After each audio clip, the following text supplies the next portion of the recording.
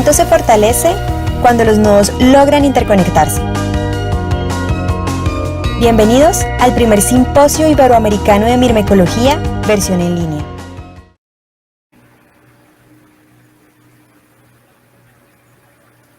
Buenos días, muchas gracias. Como me han presentado, la ponencia se titula ¿Hay un gradiente latitudinal de la riqueza no observada en las comunidades de hormigas de Europa? Para evaluar entre determinados hábitats, tradicionalmente se usa la riqueza de especies observada. Pero a menudo, cuando las especies encontradas en una parcela, pero a menudo cuando vamos a mostrar una parcela no siempre detectamos todas las especies que hay. A veces es por el método utilizado, las fechas o por circunstancias precisas de que esa especie en ese lugar no está, aun cuando es una especie típica de ese hábitat. El conjunto de todas las especies que viven en un lugar es la riqueza potencial del hábitat y tiene importancia en temas de conservación del hábitat. Esta riqueza no observada es lo que en la literatura se encuentra como la dark diversity y se puede calcular como la riqueza potencial menos la riqueza observada. Los estudios clásicos de riqueza de especies describen un gradiente negativo de la riqueza con la latitud y a medida que nos alejamos del Polo Norte, el número de especies que encontramos es mayor, pero no nos hablan casi nunca de la dark diversity. En este estudio lo que queremos es analizar cómo varía la dark diversity en las comunidades de hormigas a lo largo del gradiente latitudinal en Europa, con la hipótesis de que la dark diversity va a aumentar a medida que nos alejamos del Polo Norte. Para testar esta hipótesis vamos a tener que poner valores a la diversidad, a la riqueza observada y a la riqueza potencial. La observada podemos tomar valores de observaciones de comunidades, pero para la potencial esto va a ser un poco más difícil. Tenemos que saber cuántas especies pueden encontrarse en ese lugar. Y una posibilidad es tener todos los mapas de distribución de las especies de Europa y sumar y ver en dónde se encuentran las especies. Pero esto no lo tenemos, con lo cual vamos a hacer unos modelos de distribución de especies que determinen la riqueza esperada. Para los datos de riqueza observada, hemos vaciado los datos de 59 artículos científicos, más algunos estudios no publicados, y hemos obtenido una base de datos de 337 puntos en un rango de latitud de 36 grados a 60 grados y 194 especies. Para los datos de riqueza esperada, para hacer estos modelos, hemos necesitado una base de datos muy grande, que nos ha costado mucho trabajo. Hemos ido a sacar los datos de grandes portales como el GBIF, el ANMAPS, ANWeb, la biodiversidad virtual en caso de España. También hemos pedido datos a museos, artículos, hemos pedido datos a personas concretas que nos han cedido sus datos gentilmente y que algunos estáis aquí de oyentes, y también datos propios del equipo. Y todo este conjunto de datos, que era muy numeroso, hemos aplicado unos criterios de selección y de calidad de datos para obtener una base de datos robusta y de calidad, pues es la base de los modelos de distribución que vamos a hacer. Hemos aplicado criterios como homogeneizar las especies según el catálogo de Boston, no incluir las especies parásitas, solo incluir especies de distribución típicamente europea, incluir las especies que tengamos un número de presencias suficientes y que la distribución sea representativa, no incluir especies exóticas que solo se encuentran en interiores, no tomar datos anteriores al 1950, eliminar duplicados, citas dudosas, coordenadas que no son precisas, como por ejemplo hay coordenadas que solo es de país y estas no nos sirven para esto. Hemos obtenido una base de datos de 62.800 presencias que equivale a 277 especies. Es importante remarcar que solo vamos a trabajar con presencias, vamos a hacer nuestro modelo solo con presencias, no tenemos datos de ausencias. Y para hacer el modelo necesitamos las variables ambientales que nos ayuden a predecir dónde vamos a encontrar esas especies y dónde no. De 23 variables ambientales que incluimos inicialmente, hicimos una correlación y tomamos las variables que menos se correlacionaban entre ellas y, por lo tanto, explican cosas más distintas. Entre ellas, escogimos 7 variables ambientales, la elevación del territorio, las cubiertas del suelo, donde podemos ver si es un bosque, si son cultivos, si es urbano, etcétera. La precipitación estacional, la precipitación anual, el grado de continentalidad, la temperatura media anual y la temperatura media del trimestre más húmedo. Estas son las variables que nos quedaron con un raster de resolución de 1 kilómetro cuadrado. Y con estos dos grandes datos, las especies, las presencias y las variables, es cuando podemos hacer nuestro modelo de distribución de especie utilizando Maxent como el programa, ya que solo tenemos datos de presencia. Maxen lo que nos da es por cada especie un mapa con un rango de valores de 0 a 1, un rango continuo de valores de 0 a 1, que lo que nos indica este valor es la idoneidad de las condiciones ambientales para encontrar la especie. Similar a decir la probabilidad de encontrar la especie en este píxel. Pero nosotros lo que necesitamos son mapas binarios de presencia-ausencia. Para pasar de un modelo con un rango continuo de valores a un mapa binario, lo primero que tenemos que hacer es evaluar que este modelo de distribución potencial de la especie es bueno, y esto lo hicimos con el índice de Boise. Y para pasar a un mapa binario lo que tenemos es que tener un valor del rango donde pasamos de ceros a 1. Y esto lo hicimos buscando el valor por cada especie que maximiza la suma entre la sensibilidad y la especificidad. Es decir, maximiza la suma entre las presencias reales y las ausencias reales. Y aquí os he puesto un par de ejemplos para que veáis un poco cómo trabajábamos.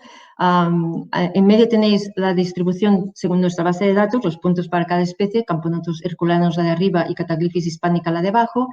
En la izquierda tenéis el mapa de Antmaps, que muy a menudo lo hemos tomado para cotejar un poco si nuestros datos eran representativos de la especie. Y a la derecha tenéis la salida de Maxen, este mapa que es de valores continuos. Pero todos estos mapas, una vez cotejados uno a uno, los hemos pasado a estos mapas binarios.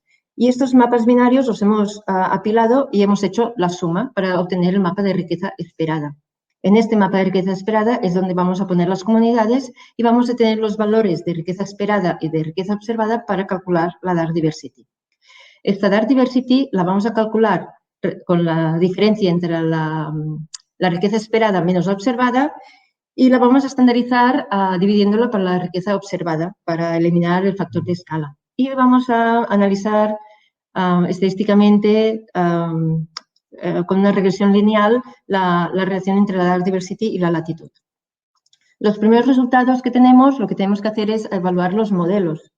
Para evaluar el modelo de Maxen se utiliza el índice de Boise, como he dicho. El índice de Boise va de -1 a 1 y los valores positivos quiere decir que está prediciendo mejor que el azar. Todos nuestros valores son positivos, pero es cierto que el índice de Boise requiere un cierto grado de positividad. Es decir, a partir de 0,8 se considera un buen índice. Nosotros tenemos el 86% de los mapas con... Sí, muy bien, gracias. El 86% de los mapas tienen un índice mayor de 0,8 y solo tenemos 38 mapas con un índice inferior, de los cuales solo 3 tienen un índice menor de 0,5. A la derecha veis el mapa de la riqueza potencial. Fijaos que en la leyenda solo os he puesto 5 colores, pero que es un mapa de colores continuos, de números enteros, pero colores continuos.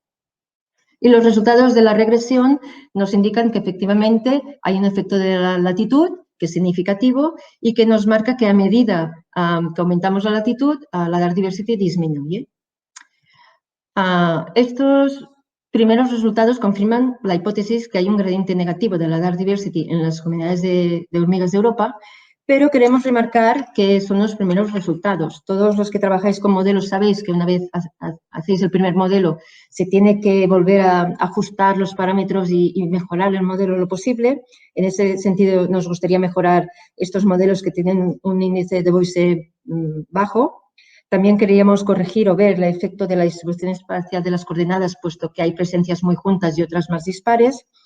Y también queremos ver cómo podemos incorporar el efecto de las barreras geográficas que afectan la dispersión de las especies, que esto puede ser importante para las especies endémicas. Y una vez tengamos los buenos modelos, aparte de analizar la latitud, también queremos analizar la Dark Diversity según las regiones biogeográficas, cómo se comportan en las regiones biogeográficas, y ver qué tipo de especies están formando la Dark Diversity. ¿Son especies que realmente son difíciles de muestrear, de detectar cuando hacemos un muestreo, o son especies que ya tienen su especie hermana en la comunidad y por lo tanto son excluidas por competencia de la comunidad y por eso no se encuentran? Y eso es todo. Muchas gracias por vuestra atención.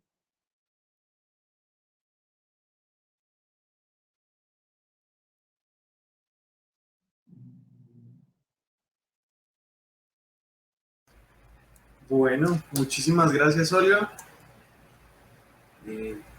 Recuerden que pueden ir haciendo sus preguntas en Ask a Question y yo las iré leyendo. Hola, Olga. Félix te pregunta, how this model balance observed species preserved with sample effort. For instance, Germany and Spain to seem to have more records than France. Sí, sí, esto es unas cosas que también tenemos que ver cómo, por eso he dicho de corregir un poco por las coordenadas para balancear este tema. Pero es cierto que los datos de presencia son los que hay, o sea, nos ha sorprendido mucho que, por ejemplo, Francia tiene una base de datos muy buena, pero está puesta en un formato que es imposible de tener. De hecho, pedimos datos en Francia y no hubo manera de que la misma entidad que llevaba los datos no sabía cómo darnos los datos para que la coordenada fuera aceptable, ¿no? Y en Alemania tampoco tenemos coordenadas tan buenas. De hecho, en Alemania, por ser un sitio donde hay muchas hormigas, tampoco tenemos tantos datos. Tenemos que balancear esto. Claro, claro. La siguiente pregunta te la hace Andrés Sánchez. Te felicita por tu excelente trabajo y te pregunta si utilizaste algún criterio para disminuir la autocorrección espacial causado por el sesgo de muestreo, como por ejemplo la distancia geográfica o un índice. No. Ya he dicho que este es el primer modelo que hemos pasado y no hemos tenido en cuenta todas estas cosas que a medida que vas mejorando el modelo es cuando vas concretando estos criterios. Y este es uno de los que tenemos que hacer, tener en cuenta la correlación espacial de las presencias. Perfecto. Y Shin Cerda te dice, magnífico trabajo, vais a seguir allá, por ejemplo, relacionándolo con la urbanización. Es posible que la proximidad a grandes ciudades haya menos dark diversity porque la fauna esté mejor estudiada. Claro, por eso queremos ver qué especies son las que están formando la dark diversity, si son especies que realmente cuesta de detectar o si son especies que se están excluyendo por competencia. Y también es verdad, lo que está apuntando, que hay hábitats o hay sitios mucho mejor estudiados y muestreados que otros. Y esto también nos está afectando, evidentemente. Bueno, y nos queda la última pregunta de Rodrigo, que dice, felicitaciones por la presentación, impresionante, la magnitud de datos. Y la pregunta es, ¿cómo se hizo la validación taxonómica de los registros? Siempre que trabajamos con bases de datos que vienen de fuentes de estas portales de datos, es muy difícil validar desde el usuario, validar cosas. De hecho, se valora cada vez más los portales que son ellos quienes están validando la información que tienen. En caso de Landmaps, ya tiene una validación porque hay algunos registros, los que habéis visualizado alguna vez Landmaps, sabéis que por colores están indicando qué registros son validados y qué registros son erróneos. Y por eso muchas veces hemos cogido la distribución que nos daba Landmaps para validar incluso también especies, ¿no? Porque hay registros que encuentras en la red que están mal y que se han demostrado que están mal, pero aún están colgados en la red erróneamente. Ahora bien, aparte de la distribución que podemos utilizar, nosotros no vemos el espécimen y, por lo tanto, no podemos valorar más allá.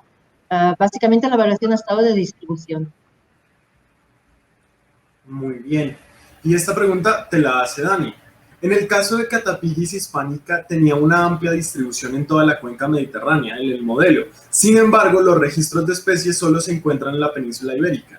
¿Tenéis pensado mejorar el modelo teniendo en cuenta las barreras geográficas? Muy buen trabajo. Bueno, Dani, veo que has estado muy atento. Ya he puesto precisamente la Catapigis hispánica para que veáis. Después, en la última diapositiva ya he hablado de que una cosa que queríamos introducir en el modelo era precisamente el tema este de las barreras geográficas, porque, claro, Maxen no lo tiene en cuenta. Sí, tenemos que ver cómo podemos introducir este tema en el modelo, porque nos está afectando. Pero de momento aún no lo hemos hecho. Insisto que es el primer modelo, son resultados del primer modelo, no son los resultados definitivos ni mucho menos y vamos a continuar trabajando para mejorar todos estos puntos que han comentado en las cuestiones, las tenemos anotadas y las vamos a trabajar. Sí, pues muchísimas gracias. Aquí todo el mundo en el chat te felicita. Hay mucha gente que no había escuchado de Dark Diversity, por ejemplo. Entonces creo que es un trabajo muy interesante y muchas gracias por compartirlo. Recuerden las preguntas y si no hay más preguntas, podemos pasar a... Muchas gracias. Muchísimas gracias. Y cualquier pregunta que tengan que todavía quede sin responder o alguna cosa, la pueden incluir en Ask a Question y después la pueden solucionar. Bueno. Hola, Lina. Hola, muy buenos días. Bueno, vamos a pasar a nuestra charla número 2, que es de Lina María Ramos Ortega, y ella nos hace una pregunta. Se hace una pregunta. ¿Los ambientes urbanos de Santa Marta mantienen la diversidad de hormigas? Muy buenos días. Como indica el presentador, evidentemente los autores hemos querido o hemos intentado responder a la pregunta que da título a esta ponencia: si los ambientes urbanos de la ciudad de Santa Marta en Colombia mantienen la diversidad de hormigas. Como se encuentra documentado ampliamente en la literatura, la urbanización es uno de los principales factores que causa reducción de hábitats naturales y por lo tanto se convierte también en una de las principales amenazas para la biodiversidad. El crecimiento urbanístico, pues, que caracteriza a muchas de las ciudades alrededor del mundo, ha modificado de forma irreversible los ambientes naturales, lo cual también supone un escenario de pérdida de biodiversidad. No obstante, las ciudades también pueden albergar una cantidad considerable de las especies de una región, así como promover escenarios de conservación y espacios para la educación ambiental. Ante un escenario o una realidad tan antagónica como la que representa la urbanización, es válido cuestionarse si evidentemente las áreas urbanas o los ambientes urbanos, como el caso de los parques, permiten el albergue de especies, es decir, si promueven el mantenimiento de la diversidad. Por lo tanto, el objetivo de este trabajo fue evaluar la diversidad en 3 ambientes urbanos de la ciudad de Santa Marta, usando las hormigas como modelo biológico de estudio. El trabajo se llevó a cabo en el área urbana y periurbana de la ciudad de Santa Marta, en Colombia, en 3 tipos de ambientes. El primero de ellos fueron los parques distritales, el cual se encuentra caracterizado por una densidad de árboles baja y una mayor cantidad de superficies cubiertas de concreto. El segundo ambiente corresponde a los parques temáticos y en este la densidad de árboles es moderada, hay un porcentaje de superficies de concreto menor a la observada en los parques distritales y además se promueve una relación más amigable con entornos verdes. Finalmente, las zonas naturales pues, corresponden a áreas con una densidad de árboles alta, hay una baja intervención antrópica y corresponden a fragmentos de bosque seco tropical dentro de la matriz urbana y algunos cerros que circundan a la ciudad de Santa Marta. La recolección de las hormigas se llevó a cabo en octubre de 2019 y se instaló un conjunto de 30 cebos, 15 de proteína y 15 de carbohidratos, durante un tiempo de acción de 30 minutos y este método fue replicado en los 3 ambientes. De forma adicional, en las zonas naturales se instalaron 30 trampas de caída por un periodo de 48 horas. Las muestras recolectadas fueron identificadas hasta el nivel de especies y se hizo la descripción de los grupos funcionales siguiendo la propuesta de Brandao y colaboradores en el 2012. Se hicieron estimaciones de diversidad usando la serie de Hill y expresadas como el número efectivo de especies y con base en la información de diversidad se estimó la magnitud de la diferencia en diversidad entre pares de sitios o entre pares de ambientes. Finalmente, se evaluó la variación espacial a través de la diversidad beta propuesta por Baselka, el cual descompone esa beta diversidad en 2 componentes, el componente de recambio y un componente de anidamiento. Hola, Lina, de los resultados encontrados, tenemos 7 subfamilias, las cuales representan alrededor del 64% de las registradas para Colombia, y en el gráfico de barras podemos observar el número de especies por ambiente y por subfamilia, de las cuales Mirimicine, Formicine y Ponerine agruparon el 84% de las especies en los diferentes ambientes considerados. Con relación a las especies, a esas hormigas urbanas, encontramos en los parques distritales a las especies más comunes como Pheidole indica, Dorimyrmex biconis y Trichomyrmex destructor, y encontrando como especie exclusiva este tipo de ambientes a Tetramorio similimen, una especie exótica. En el caso de los parques temáticos encontramos a Tectatoma ruidum, Dorimyrmex biconis y Solenopsis geminata, y como especie exclusiva Anilanderia nodífera. Las especies más comunes en el caso de las zonas naturales correspondieron a Acromyrmex sansky, Camponotus conspicus sonatus y Pheidole guajirana, y como una de las especies exclusivas a este ambiente encontramos a Pachycondyla arpax. Con relación a los grupos funcionales, se registraron un total de 13 y en los parques distritales y parques temáticos se encontraron presentes alrededor del 62% de estos grupos funcionales. Para el caso de las zonas naturales, que además fueron evaluadas con el método de colecta Pitfall, están presentes todos los grupos funcionales registrados en el estudio.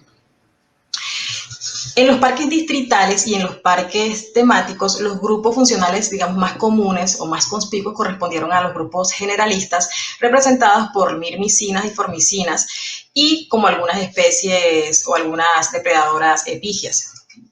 Y en las zonas naturales, digamos, los grupos funcionales encontrados correspondieron o se encontraron de forma exclusiva a los grupos especialistas. En este gráfico podemos observar digamos, la variación o las tendencias de variación en riqueza con respecto a los diferentes ambientes y teniendo en cuenta o considerando únicamente los datos obtenidos con CEOs, las tendencias de variación indican que los parques temáticos corresponden a los ambientes más diversos para todos los valores de considerar, es decir, el número de especies, el número efectivo de especies comunes y el número efectivo de especies dominantes. Y las zonas naturales, muestreadas con cebo, repito, correspondieron a los ambientes menos diversos, también para todos los valores de Q, un resultado que puede llegar a ser preocupante. No obstante, si se consideran, digamos, en el conjunto, en el análisis de los datos, se consideran los datos obtenidos con Pitfall, los resultados tienden a ser más acordes a la variación teórica esperada entre estos ambientes, en donde los ambientes naturales o las zonas naturales se exhiben como el ambiente más diverso. Lo anterior pone sobre la mesa un tema bastante crítico y es la escogencia de un método o métodos de muestreo que sean adecuados para hacer este tipo de comparaciones, ya que, por ejemplo, en los parques distritales y en los parques temáticos, debido a la transformación del paisaje, siempre vamos a encontrar limitaciones para el uso de métodos eficientes como son los métodos Pitfall y los métodos Winkler debido a una alta compactación del suelo y una ausencia de hojarasca en estos sitios.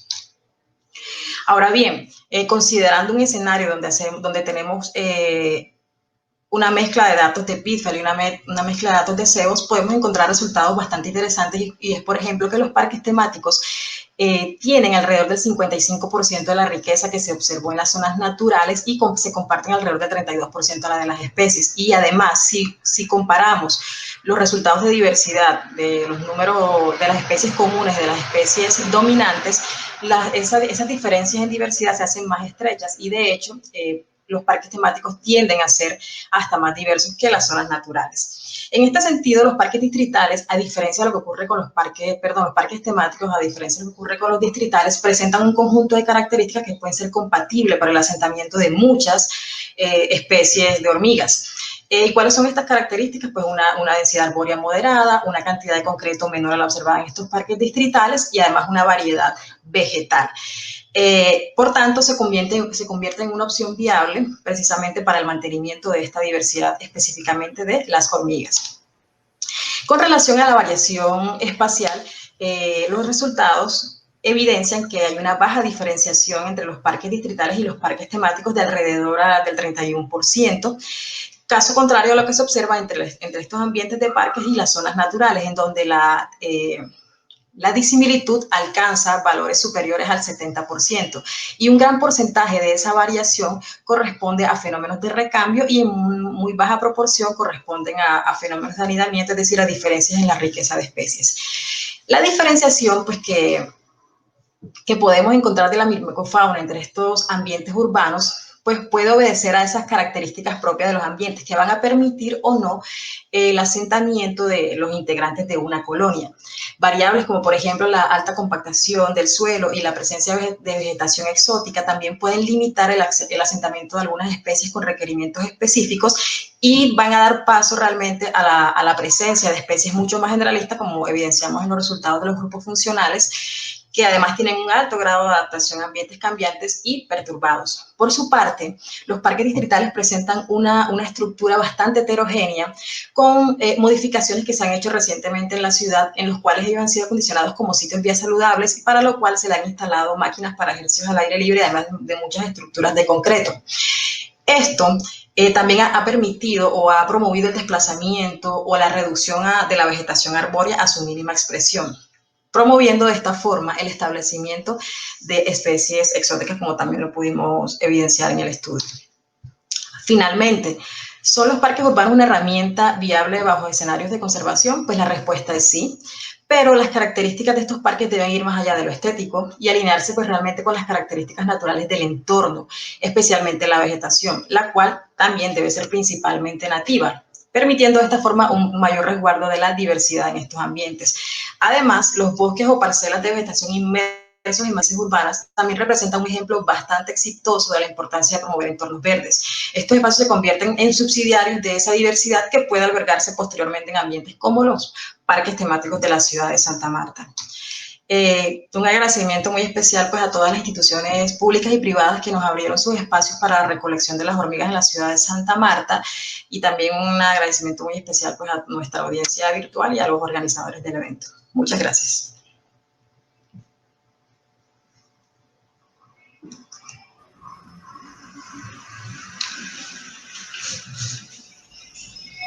Hola Lina, ¿ya me escuchas? Sí, claro. No, vale. Es que no estamos seguros. Bueno, Sí. Gracias. Listo, acá Marcio Moraes te hace una felicitación. Felicitaciones por el trabajo. ¿Consideraría la posibilidad de utilizar alguna de estas especies encontradas como indicador de calidad ambiental para alguna de las áreas estudiadas? ¿Puedes repetirme? No te escuché muy bien. Hola, te felicita por el trabajo y te pregunta si alguna de las especies puede ser utilizado como bioindicador de calidad.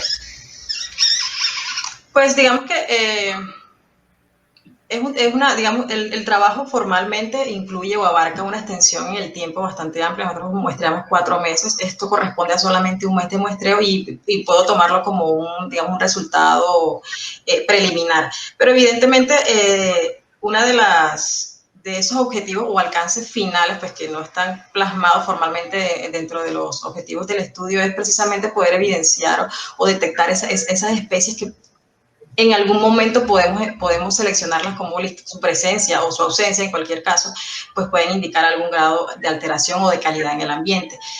Y por eso es muy importante los resultados y lo mencionaba con respecto a esas variaciones o a esas diferencias que podemos encontrar cuando utilizamos un método u otro, ¿no? Cuando utilizamos métodos como los CEOs únicamente, en el caso de los sitios naturales no detectamos absolutamente nada. De hecho, pareciera que los sitios naturales no aportan gran variación. Y los resultados obtenidos con PITFAR pues ya empiezan a mostrar realmente cuáles son esas especies importantes en esos ambientes naturales y que además están ausentes en esos ambientes perturbados o altamente cambiantes. Pero digamos que la idea sí digamos que es posible, solamente que toca pues hacer un estudio un poco más detallado de cuáles son el conjunto de las especies que están presentes ahí, cómo varían además en ese espacio y en ese tiempo. Perfecto. Shin te pregunta si puede tener alguna influencia el tamaño del parque. Sí, o sea, es una variable, pero realmente el control de esa variable se hace tratando de estandarizar el número de unidades muestreales, ¿sí? Entonces, evidentemente lo es, porque los parques son de diferente tamaño y realmente es difícil de controlar, ¿no? Porque pues en Santa Marta no tenemos tan cuadriculado esa parte, pero tratamos de lidiar con esa variación utilizando el mismo número de unidades muestrales en cada uno de esos sitios, pues para que de esa forma tratar de remediar esa situación. Vale, perfecto. Elena Angulo te pregunta, bueno, te agradece por el trabajo, te dice que es muy bonito, y has hablado de las invasiones, de las especies invasoras que están en algunos parques con menos árboles. ¿Sería interesante dividir la riqueza de las especies en invasoras y o nativas? De hecho, es uno de los trabajos que se desprende este es mi trabajo de posgrado, de maestría. Uno de los trabajos precisamente es hacer la evaluación del conjunto de especies exóticas. Va a estar a cargo de un estudiante de pregrado acá en la Universidad del Magdalena, para mirar dónde están, quiénes son, cuál es su frecuencia, ¿cierto? Entonces sí es algo que vamos a medir, pues ¿por qué? Porque siempre es muy importante saber, porque de hecho también complementaría todo el tema de lo que pregunté, la pregunta inicial, ¿no? Podemos utilizar especies indicadoras de lo bueno y de lo malo. De hecho, entonces las especies exóticas, pues digamos que podrían vincularse de esa forma, o se vinculan de esa forma importante, ¿no? A esas evaluaciones, pero sí se tiene contemplado hablar de ese conjunto de especies exóticas. Muy bien. Susana Mateus te pregunta, ¿las hormigas son territoriales o conviven bien con otras especies? Bueno, a mí siempre me causó curiosidad, pues yo les confieso, yo estoy trabajando con las hormigas desde hace más o menos 2 años que me vinculé a este proyecto para el tema de la maestría. Pero me pareció muy curioso en campo, por ejemplo, dos especies que son bastante competidoras, Ectatoma ruidon y Pogonomyrmex mayri. De hecho, hay una especie de exclusión espacial entre ellas. Hay uno de los sitios, de hecho, uno de las zonas naturales, en donde cuando un cebo era colonizado por Ectatoma no llegaba Pogonomyrmex, ¿cierto? Lo mismo ocurre con algunas especies de Feidole y, por ejemplo, con Dorimyrmex también. O sea, como decimos coloquialmente, una pelea, una batalla entre ellas por ese recurso, ya sea el de proteína o el de carbohidrato. Entonces sí hay especies que son bastante territorialistas y evidentemente con los cebos es algo que se puede evaluar, ¿cierto? Pues cuando ese es el objeto de estudio, pero sí lo son. Bueno, Lina, te quedan varias preguntas que van a quedar acá, pero pues que ya por el tiempo no nos da, entonces te recomiendo que te pases de nuevo por el Ask a Question y le respondas a Alex, a Gema, que son las dos que quedan, para que continuemos nosotros con nuestro siguiente ponente. Ok, bueno, muchísimas gracias a todas las personas que se animaron a preguntar y a todos los asistentes nuevamente. Que estén muy bien. Muchísimas gracias. Está perfecto, Crisis, dale. Ok, vale. Bueno, muchísimas gracias a ustedes por la asistencia y por la paciencia. Entonces vamos a hablar rápidamente de lo que es este trabajo de investigación, una comunidad de hormigas en la Orinoquia colombiana, estructura en tiempo y espacio. Entonces, para iniciar, es importante recordar que los ambientes naturales, a pesar de, o además de su diversidad y composición de especies, es muy importante estudiarlos en términos de organización y funcionamiento. Esto, además de permitir conocer cuál es su diversidad, también permite entender con mejor detalle cómo suceden esas interacciones biológicas que allí ocurren y cómo se comportan estas frente a variaciones del ambiente. Para eso es importante recordar que es importante incluir siempre dinámicas espaciales y temporales. Se ha demostrado a través del tiempo y en diferentes investigaciones que estas variaciones espaciales y temporales tienen influencia, por ejemplo, en la diversidad, en la riqueza y en la composición de muchas especies de hormigas. Particularmente para la Orinoquia, existe un gran vacío de información frente a variaciones espaciales en muchas investigaciones porque los estudios que se han realizado hasta el momento han estado bajo la perspectiva de inventarios biológicos con especies particulares o con especies asociadas a sistemas agrícolas. En este caso, ¿qué se conoce sobre las estructuras de sus comunidades? Aún es muy escaso en los estudios. Para eso nos propusimos comparar la riqueza, la abundancia y la composición de especies de hormigas entre variaciones espaciales, en este caso día y noche, como variaciones temporales, en un bosque de galería y una bosque sabana y una sabana natural como variaciones espaciales.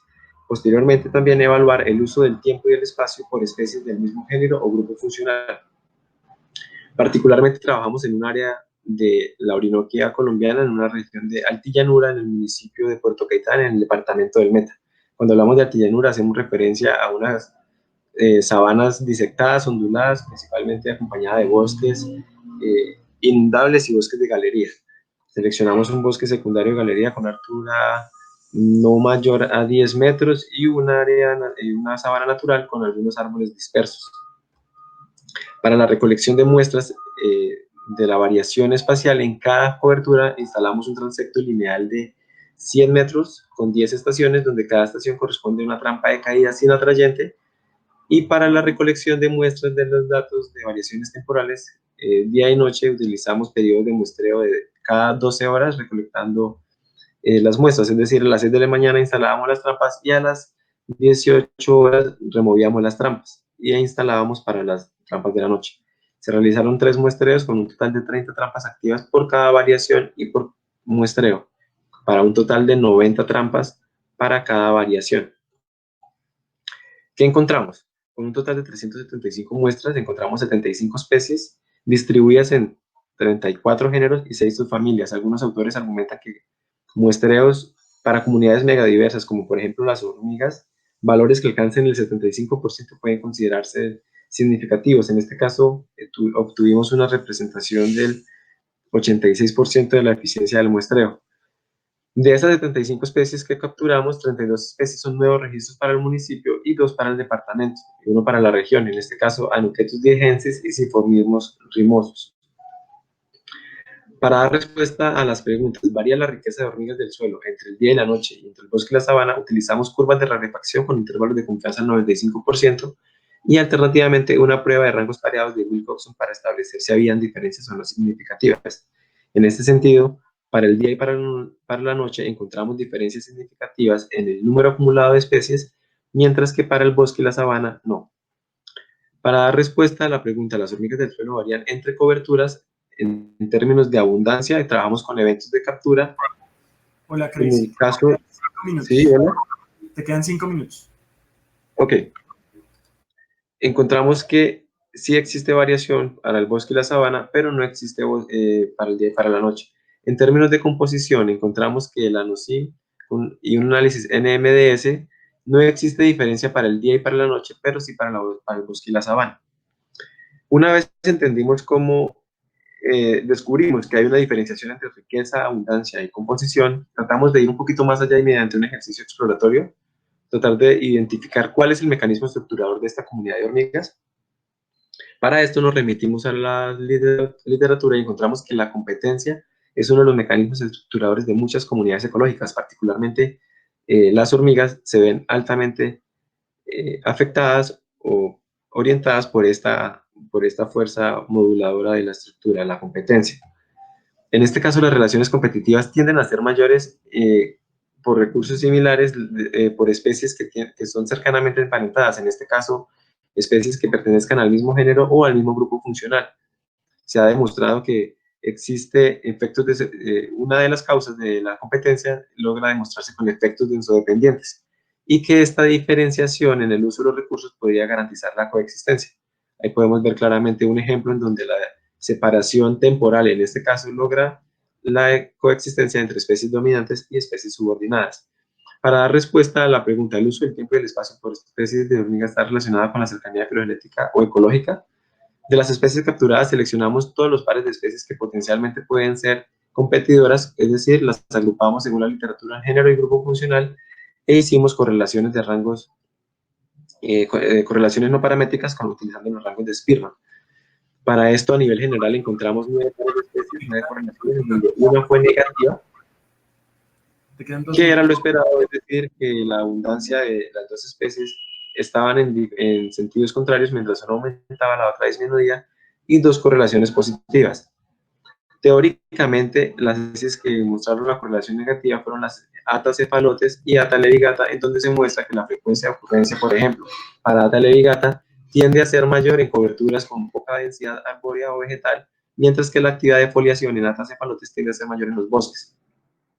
Entre las coberturas y a las jornadas encontramos que 24 correlaciones para especies del mismo género y 12 correlaciones del grupo funcional, 16 no fueron significativas, 9 no fueron significativas, ninguna fue negativa, que era lo esperado, 4 no fueron posibles y 5 fueron positivas. De las correlaciones que no fueron posibles, es algo muy interesante porque encontramos que hay especies que aparecen en una sola cobertura. Es decir, que, por ejemplo, Crematogaster abstinens y Crematogaster sp, a pesar de ser congéneres, una está que presenta mayor abundancia en una cobertura, mientras que la otra no. En este caso, dada la mayor cantidad de este resultado, nos permite pensar que la separación espacial podría facilitar en cierto sentido la coexistencia. Mientras que para las correlaciones positivas, esto nos permite pensar de que existe algún tipo de mecanismo de el tiempo terminó okay. Para poder seguir con el siguiente, entonces tienes que concluir. Ok, bueno, en resumen, entonces la riqueza, la abundancia y la composición, la riqueza varía de día, la abundancia y la composición lo hacen en el bosque y la sabana, y la evidencia aún no parece suficiente para demostrar que la competencia sea la responsable de los efectos dependientes. En este caso, las variaciones temporales parecen modular la riqueza de hormigas, mientras que las variaciones espaciales hacen lo propio con la abundancia y la composición. La separación espacial puede facilitar la coexistencia entre algunas posibles especies competidoras. Y este sería un primer intento que trata de entender cómo es la estructuración en esta comunidad de hormigas en la Orinoquia, que muestra, según la literatura, altos niveles de diversidad. Gracias por su atención y quedo atento a sus preguntas y nuevamente ofrezco disculpas por las fallas técnicas que se presentaron. Muchas gracias. No vamos a tener preguntas ni nada. Visita nuestra página web o comunícate a nuestro correo electrónico.